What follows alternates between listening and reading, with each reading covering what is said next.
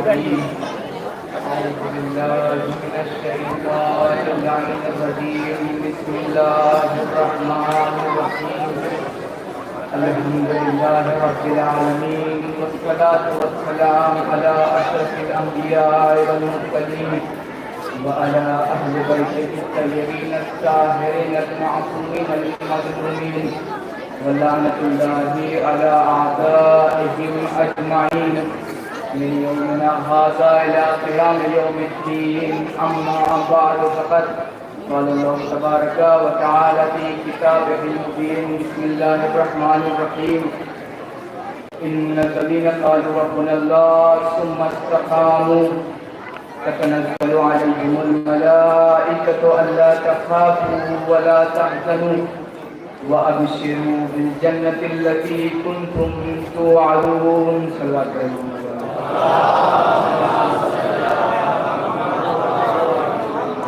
ارشاد رب العزت ہو رہا ہے کہ بے شک وہ لوگ کہ جو یہ کہتے ہیں کہ ہمارا رب اللہ ہے اور صرف ان کے ذہن سے نکلا ہوا جملہ زبان تک محدود نہیں ہے بلکہ ثم استقاموا یہ اپنے قول پر ثابت قدم ہیں اور بھرپور ڈٹے ہوئے ہیں.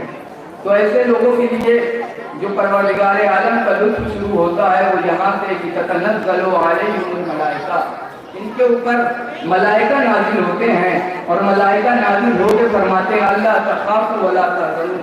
اب تمہیں ڈرنے کی ضرورت نہیں ہے, اب تمہیں گھبرانے کی ضرورت نہیں ہے, اب حزن و ملال میں پڑنے کا کوئی اندیشہ نہیں ہے. وَأَبْشِرُوا بِالْجَنَّةِ اور اس کے ساتھ ساتھ جنت کی بشارت دیتے ہیں الَّذِي كُنتُمْ تُوعَدُونَ کہ جس چیز کے لیے تم سے وعدہ کیا گیا ہے. عزیزان محترم میں آپ کے سامنے اس مختصر سی تقریر میں قیام سرکار سید الشہداء کے اثرات کے حوالے سے گفتگو کرنا چاہتا ہوں. دیکھیے ہر اثر تک پہنچنے کے لیے ضروری ہے کہ انسان پہلے قیام کی عظمت سے آشنا ہو. جب تک انسان قیام کی عظمت سے آشنا نہیں ہوگا, واقف نہیں ہوگا, تب تک نہ ہی اس سے متاثر ہوگا نہ ہی اس کے اثر کو قبول کرے گا. دیکھیے آپ کسی بھی ادارے میں چلے جائیں, کسی بھی دفتر میں چلے جائیں, کسی بھی تحریک و اقدام میں چلے جائیں, وہاں پہ ایک چیز کا ہونا بہت ضروری ہے کہ جسے ہم اور آپ سیاست کے نام سے یاد کرتے ہیں. یہ سیاست اگر یہ لفظ بہت خطرناک ہو چکا ہے لیکن خطرناک ہونے کے باوجود بھی یہ ہماری اور آپ کی زندگیوں سے اس طریقے سے جڑا ہوا ہے کہ جس سے ہم جان چھڑا نہیں سکتے. آئیے سرکار سید الشہداء کی میں سب سے پہلے اس سیاست کی, اس قیام کی سیاست کا آپ کے سامنے ذکر کرنا چاہوں گا کہ جسے عبداللہ کے جائے آمنہ کے لال نے اس سرزمین پر قیام کیا تھا کہ جو ضلالت اور گمراہیوں میں ڈوبا ہوا تھا, کہ جہاں کسی کو اچھے اور برے کی تمیز نہ تھی, وہاں پہ سرکار ختم مرتبت نے قیام کیا. عزیزان گرامی آپ 13 برس مکے میں رہے لیکن اس 13 برس میں کوئی نہیں بتا سکتا کہ آپ نے کسی مسلمان سے کہا ہو کہ جاؤ اپنے باپ کو مارو یا اس سے کہو کہ وہ اسلام قبول کرے اور کرتا توحید کرے. نہیں کہا. یہ کون سی سیاست ہے, یہ کون سی سیاست ہے رسول خدا کی؟ کسی سے نہیں کہا کہ جاؤ. آپ کیا سمجھتے ہیں, آپ مکے کی سیاست پر نظر کریں, آپ کیا سمجھتے ہیں کہ مکے میں جھڑپیں نہیں ہو رہی تھی, لڑائیاں بے شک یقیناً لڑائیاں ہو رہی تھی, لیکن ہر ہونے والی لڑائی میں کبھی آپ نے نہیں سنا ہوگا کہ ادھر سے کسی نے اسلحہ اٹھایا ہو, ادھر سے کسی نے تلواریں اٹھائی ہو, ادھر سے کوئی اقدام ہوا ہو. صرف اور صرف ایک بوڑھا مجاہد تھا جس نے ہر آنے میں رسالت کی طرف ہر آنے والے طوفان کو اپنے زور نظر سے روکے ہوئے گا کہ جسے زمانہ ابو طالب کا نام ہے. ایک سید بتا تھا آپ 13 برس مکے میں رہے, اس کے بعد آپ مدینے میں آ گئے, 10 برس بعد مدینے میں رہے. آپ نے کہیں نہیں سنا ہوگا کہ رسول نے کفار مکہ کی طرف چڑھائی کی ہو, نہیں, بلکہ تاریخ نے عجب لکھا کہ یہ کفار مکہ بدر تک آ گئے. صرف بدر ہی تک نہیں بلکہ احد تک آ گئے, صرف احد ہی تک نہیں بلکہ یہاں تک آ گئے کہ رسول کو خندق کھلوانی پڑ گئی ہے. یہاں تک آ گئے لیکن ادھر سے کوئی اقدام نہیں ہوا. یا رسول اللہ یہ بار بار آپ کے زمین میں آ جا رہے ہیں, بار بار آپ کے علاقے میں آ جا رہے ہیں, آپ بھی کوئی اقدام کریے, آپ بھی کوئی اقدام کریے ان کے حوالے سے. لیکن رسول آواز دیں گے کہ یہ ان کی سیاست ظلم ہے, ہم اسلام کے دامن میں ظلم کا دھبا نہیں آنے دوں گا. عزیزان گرامی یہ رسول کی کون سی سیاست ہے ابھی آپ نہیں سمجھے, آپ کو میں اور نزدیک کر دوں. اگر آئے بھی ہے رسول تو کیا کہا کہ ہم نے خواب دیکھا ہے، چلو خانہ کعبہ کی زیارت کرنے کے لیے، جنگ کرنے کے لیے نہیں آئے۔ لشکر تیار ہوا، یہ چل پڑے یہاں سے۔ کفار مکہ کو جب خبر ہوئی، انہوں نے اپنے ایک نمائندے کو بھیجا، سہیل آ گیا، راستے میں ان کی ملاقات ہوئی، اور اس کے بعد سہیل کہتا ہے کہ یاد اللہ کے رسول، ہم آپ کو خانہ کعبہ کی زیارت کرنے کے لیے نہیں جانے دیں گے۔ رسول نے کہا مجھے جانے تو، صرف زیارت کر کے ہم واپس آ جائیں گے، ہم سے تم سے کوئی لینا دینا نہیں ہے۔ لیکن اس نے کہا کہ یا اللہ کے نبی، ہم اس سال کو جانے نہیں دیں گے۔ اس کے بعد اس نے کہا کہ ہم صلح کریں گے۔ رسول نے بھی کہا اگر تم کہتے ہو کہ ہم صلح کریں گے تو ہم آمادہ اور تیار ہیں صلح کے لیے۔ لیکن عزیزان گرامی، جیسے ہی رسول کی لبوں پہ یہ صلح کا جملہ آیا، رسول کے کچھ ایسے ساتھی تھے کہ جن کے تیوریوں پہ بل پڑ گئے، یا رسول اللہ ہم مر جائیں گے، ہم مٹ جائیں گے، لیکن جائیں گے خانہ خدا کی زیارت کرنے کے لیے۔ رسالت مسکرا رہی تھی، جہاں پہ لڑنے کی بات آتی ہے وہاں پہ تم اپنے ہاتھ کے بجائے اپنے قدم کا استعمال کیا کرتے ہو، لیکن جہاں پہ تمہیں پتا ہے کہ لڑائی نہیں کرنا ہے وہاں پہ تم کہہ رہے ہو لیکن ٹھیک ہے۔ سیاست ظلم کا یہاں کوئی تصور نہیں پایا جاتا، ہم جنگ نہیں کریں گے، ہم صلح کریں گے۔ عزیزان گرامی، صلح کے لیے جب تیار ہو گئے، قلم بھی آ گیا اور کاغذ بھی آ گیا۔ بہت جلدی سے میں اپنی باتوں کو تمام کرنا چاہتا ہوں۔ قلم اور کاغذ آ گئے، شرطوں میں سے ایک شرط جب میں آپ کے سامنے بیان کرنا چاہتا ہوں۔ کیا کہا انہوں نے؟ کہا یا اللہ کے نبی، اگر آپ کا کوئی آ گیا تو ہم واپس نہیں کریں گے، اگر ہمارا کوئی چلا گیا تو آپ کو واپس کرنا پڑے گا۔ یہ کہیں کہ صلح نظر آ رہی ہے، صلح میں تو برابر کا ہوتا ہے عزیزان گرامی۔ لیکن رسول نے کہا ٹھیک ہے، اگر تمہارا کوئی آ بھی گیا ہم واپس کر دیں گے، ہمارا کوئی چلا بھی گیا تم واپس نہ بھی کرنا۔ تم نے ہمارے والے کو ابھی پہچانا نہیں ہے، ہمارا والا جو جائے گا وہ تمہارے ماحول میں نہیں ڈلے گا بلکہ تمہارے ماحول کو بدل دے گا۔ اس کا مطلب یہ ہے کہ سرکار کہہ رہے ہیں کہ سرکار کا حقیقی چاہنے والا وہی ہے کہ جو دنیا کے رنگ میں نہ رنگ جائے بلکہ اپنے رنگ کو دنیا کو دے دے۔ دنیا کے رنگ میں نہ بن جائے۔ سرکار کہہ رہے ہیں عزیزو صلح ہو گئی، رسول آ گئے۔ دشمن یہ سمجھ رہا تھا کہ آج ہم جیتے ہیں، لیکن رسول نے آواز دیا کہ اگر آج ہم تمہاری سیاست ظلم کا نشانہ بن رہے ہیں تو نہ صحیح، جب ہم کل فتح مکہ کے وقت آئیں گے تب تمہیں ہماری طاقت اور قوت کا اندازہ لگے گا۔ اور جب رسول آئے ہیں تو کیا ہوا؟ وہ کالے کافر، وہ پکے دشمن اسلام کے جو ابھی تک رسول سے جنگ کیا کرتے تھے، رسول کو ڈرا وہی تو آگے کہہ رہے ہیں یا رسول اللہ ہم اسلام لانا چاہتے ہیں، یا رسول اللہ ہم ایمان لانا چاہتے ہیں۔ عزیزو، یہ سیاست مظلومیت پیغمبر گرامی تھی کہ جس کی وجہ سے یہودیت سے مسلمان ہو رہے تھے، عیسائیت سے لوگ مسلمان ہو رہے تھے، کفار سے مسلمان ہو رہے تھے۔ اسی سیاست کو بعین ہی رسول کے چھوٹے روا سے حسین نے اپنائی، کا سیاست ظلم نہیں اپناؤں گا، اسلام کے دامن کو داغ داغ نہیں ہونے دوں گا بلکہ سیاست مظلومیت کو اپناؤں گا۔ اور یہ سیاست مظلومیت سرکار سید الشہداء تھی کہ جس کی وجہ سے عیسائیت سے ٹوٹ کے بیٹھے آئے، گروہ مخالف سے زہرقین آئے، لشکر یزیدی سے حروف یزید رہائی آئے۔ یہ سیاست مظلومیت سرکار سید الشہداء تھی۔ اسی لیے تاریخ نے لکھا کہ کربلا کے اثرات چپے چپے پر۔ شداد بن عبداللہ راوی ہے، یہ کہتا ہے کہ جب جیا راس الحسین، جب حسین کا سر شہر شام میں لایا گیا، شہر شام میں جب لایا گیا تو اس وقت فلعنہم رجل من الشام، اللہ اکبر، ایک شخص نے لعنت بھیجی۔ آپ کو پتا ہے نا یہ کون سا شام ہے؟ یہ وہ شام ہے کہ جہاں پر علی کے اوپر 70,000 منبروں سے لعنتیں بھیجی جاتی ہیں۔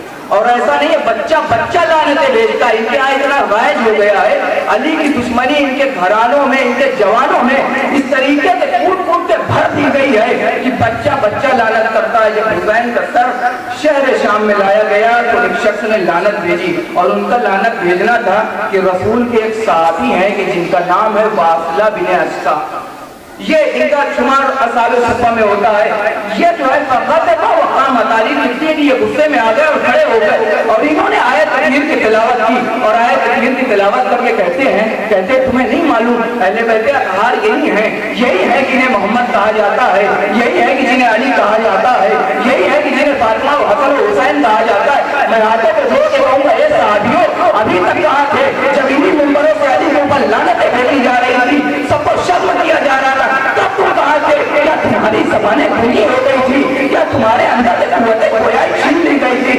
عجب نہیں یہ صحابی آواز دے کہ زبانیں تو تھی لیکن تکبیر اور تحدید کی وجہ سے ان زبانوں کے اندر سے قوت گویائی چھین لی گئی تھی۔ یہ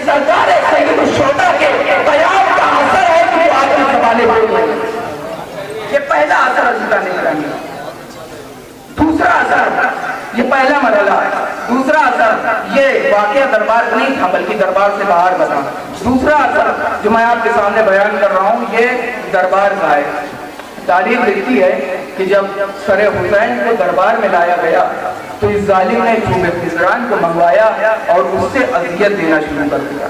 اب جیسے ہی رسول کے صحابی ہیں کہ جنہیں یہ اصحاب امام علی میں بھی ان کا شمار ہوتا ہے ابو برزہ اسلمی، یہ جو انہوں نے جب یہ دیکھا کہ ظالم چوبے خضران سے اس چھڑی سے دندان مبارک امام حسین کو اذیت دے رہا ہے تو یہ ایک مرتبہ کھڑے ہو گئے اور کھڑے ہو کے ایک جملہ انہوں نے کہا ویحک یا یزید، اے یزید اس پر وائے ہو. اس کے بعد کہتے ہیں ارفع قلیبت، خبردار اپنی چھڑی کو ہٹا لے یہاں سے.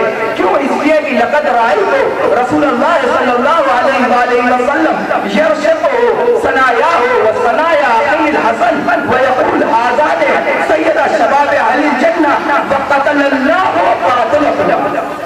آپ دیکھیے آج کتنا جلال پایا جاتا ہے صحابیت میں. اس صحابی نے کیا کہا یزید تیرے اوپر وائے خبردار اپنی چھڑی کو ہٹا دے.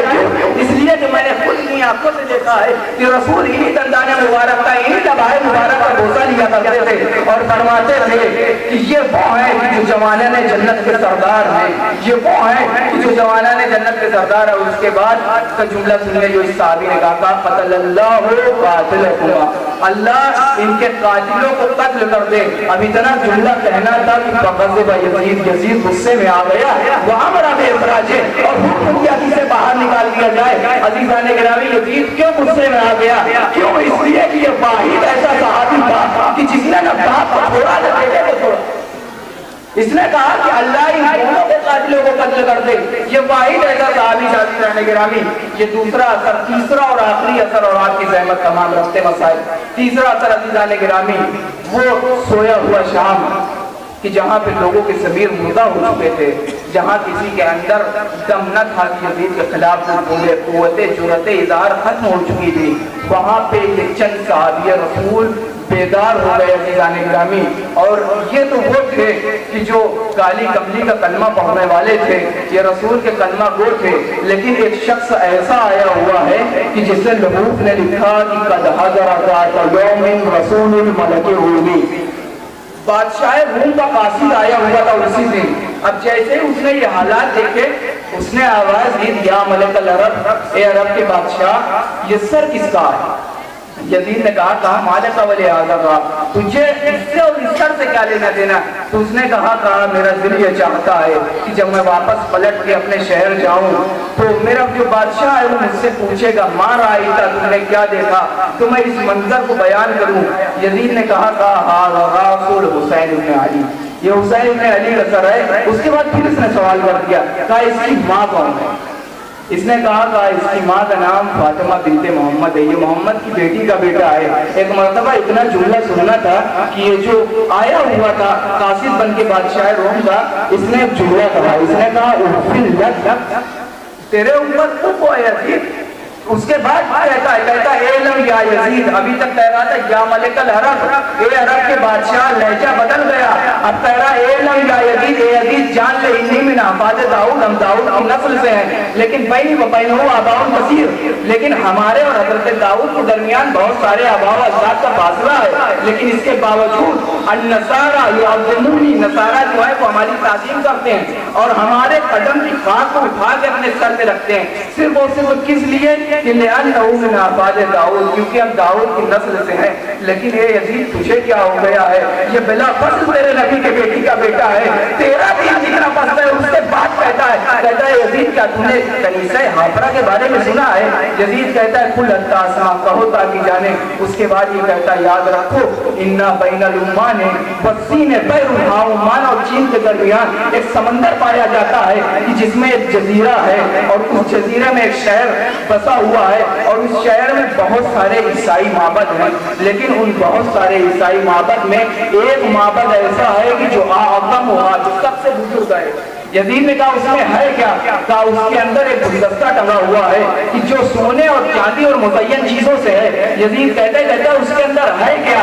یہ کہتا ہے یزید جان لے تاکہ تیرے ہوش آ جائے اور تجھے پتہ چل جائے کہ ذریت پیغمبر کا کس طریقے سے احترام کیا جاتا ہے، اولاد پیغمبر کا کس طریقے سے احترام کیا جاتا ہے. اس اس نے کہا تھا اس گلدستے کے اندر حاکم الحماری نذیر قبول عیسیٰ، اس گدھے کی کھڑ ہے جس میں سرکار روح اللہ حضرت عیسیٰ سوار ہوا کرتے تھے. لوگ آتے ہیں سال میں اس کے اوپر نذرانے چڑھاتے ہیں، بوسہ دیتے ہیں، نسلوں کا احترام کرتے ہیں. لیکن اے وزیر تو کتنا پستہ ہے، تیرا دین کتنا پتھر ہے، یہ بلا فضل تیرے نبی کی بیٹی کا بیٹا ہے، تجھے کس طریقے سے احترام کرنا چاہیے. اب جیسے ہی نصرانی کا لوگوں جلال اور دبدبہ دیکھا، یزید نے کہا تھا اقتلوا، اسے قتل کر دو. کیوں؟ اس لیے کہ جب یہ اپنے شہر لوٹ کر جائے گا تو ان کا غصہ ہونا یہ ہماری ذلیل و رسوائی کروا دے گا.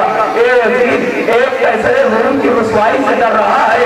ارے تیرا تو نام پورے دنیا میں رسوا ہوا ہے، نام یزید باطل کچھ نام ہو رہا ہے.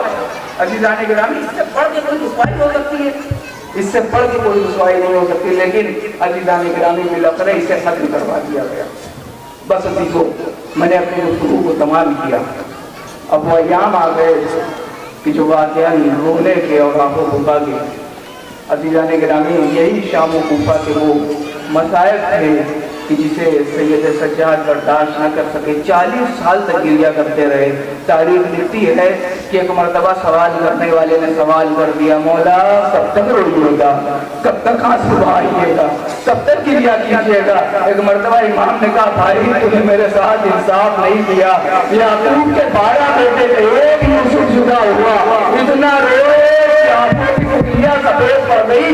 میرے بھائی، میں نے کربلا کے میدان میں بھاگ کر یوسف بولے ہیں. ایک مرتبہ سوال کرنے والے نے دوبارہ کہا، مولا شہادت تو آپ کے خانوادے کی میراث ہے، شہادت تو آپ کے خانوادے کی حصہ دیتا. ہاں بھائی، میں نے صحیح کہا، شہادت ہمارے خانوادے کی میراث ہے. لیکن کیا یہ بھی ہمارے خانوادے کی میراث ہے کہ ہماری ماں اور بہنوں کو بے مقدار چادر دلایا جائے، منادی ندا دے، حاضرین سبایا بن بناتے رسول اللہ. تماشا دیکھنے والوں، آؤ تماشا دیکھو، یہ رسول کی بہویں بیٹیاں ہیں جو میرے اندر جینا. اجرکم اللہ. خدا آپ کو کوئی غم نہ دے سوائے غم سید الشہداء کے. عزیزو، یہ وہ مصیبت تھی کہ جو اہل بیت کے اوپر گرا گزر گئی. جب اس قافلے کو یزید کے دربار میں لایا گیا، عالم یہ تھا کہ ایک رسم تھی 12 گلے تھے. بیمار امام جس کے ہاتھوں میں کڑیاں، پیروں میں بیڑیاں، ہر میں ڈھالدار لوگ. عزیزو، یزید پہچان نہ سکا یہ کون لوگ ہیں. آواز دی، اے شمر، یہ کون لوگ ہیں کہ تجھے تو قیدی بنا کے لایا ہے. شمر نے ایک ایک کا تعارف کرانا شروع کیا. اے عزیز دیکھ، یہ رباب ہے. اے عزیز دیکھ، یہ ام لیلا ہے. اے عزیز دیکھ، یہ ام بروہ ہے. ایک مرتبہ تبتن شمر مخاطب ہوا اور کہتا ہے، عزیز دیکھ، یہ زینب ہے. زینب کا نام شمر کے زبان پہ آیا. ایک مرتبہ یزید کہتا ہے کیا یہ وہی زینب ہے کہ حسین کی ماجائی ہے؟ کہا ہاں، یہ وہی زینب ہے. ایک مرتبہ یزید کہتا ہے ان بیویوں کو زینب کے پاس سے ہٹا لے. یزید ان سے 2 کلام بات کرنا چاہتا ہے. عزیزوں، سوچو زینب کے دل پہ کیا گزر گئی ہوگی. شمر تازیانہ لہراتا ہوا چلا، ایک ایک بیویوں کو ہٹانا شروع کیا. لیکن جب فضا کے پاس پہنچا، فضا آگے آ گئی. میں نے شہزادی کو کبھی تنہا نہیں چھوڑا، میں شہزادی کو تنہا نہیں چھوڑ سکتی. ایک مرتبہ یزید کہتا ہے، شمر کیا دیکھتا ہے؟ فضا سے تازیانہ لگا کے ہٹا. عزیزوں، شمر نے تازیانہ اٹھایا. ایک مرتبہ فضا مخاطب ہوئی ان 200 حبشیوں کی طرف جو یزید کے تخت کے پیچھے ننگی تلواریں انہیں کھڑے ہوئے. آواز دیے، میرے قبیلے والوں، تمہاری غیرت کو کیا ہو گیا ہے؟ تمہارے قبیلے کی عورت پر تازیانہ اٹھایا جا رہا اور تم کھڑے ہوئے دیکھ رہے ہو. عزیزوں، ایک مرتبہ 200 ننگی تلواریں یزید کے سامنے آ گئی. اے عزیز، شمر کو ہٹا لے ورنہ تیرا دربار خون سے رنگین ہو جائے گا. عزیزوں، شمر کو تو ہٹا دیا گیا، لیکن عجب نہیں زینب نے سرائی بھیا ہو. اے بھیا، بچانے کے لیے 200 تلواریں، لیکن ہائے زینب، سیعلم الذین ظلموا أَيَّ مُنقلب ينقلبون. إِنَّا لِلَّهِ وَإِنَّا إِلَيْهِ راجعون.